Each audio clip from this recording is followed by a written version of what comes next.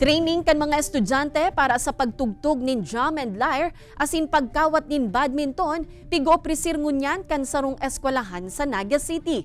Pagkakaigwan nin siring na aktibidad, mas nagtatauman subuot nin kabuluhan sa bakasyon kan mga ibueltong estudyante. Uyan report ni Jessica Calinog. Sa Hulyo 29 paan balik eskwela kan mga estudyante sa pampublikong mga eskwelahan.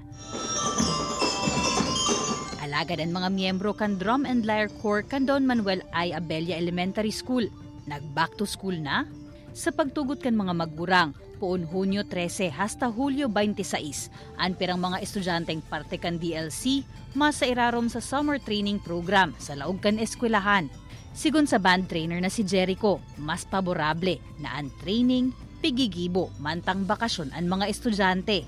Parang wala rin silang pressure sa pag-aaral kasapos po dito. Parang babalansin nila yung pag-aaral po nila saka dito. Approved da ang ngani digdian supportive parent ni Almer na si Mommy Mercedes. At least medyo naiwasan ang paggamit niya ng gadget, tamay na pagkakaabalahan siya ngunyan na summer.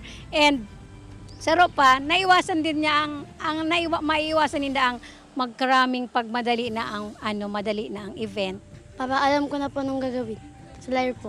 Ang 12 anyos na si Audrey, mas trip man daan na magsairarom sa training ngunya na bakasyon kaysa magparatinir sa nasa sa indang harong. Halimbawa, may practice.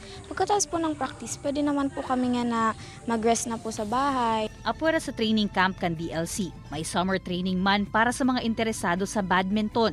Ang mga gamit sa pagkawat asin pagtugtog, pigpapasubli kan eskwelahan, asin ang nagsusupervise, ang mismong principal.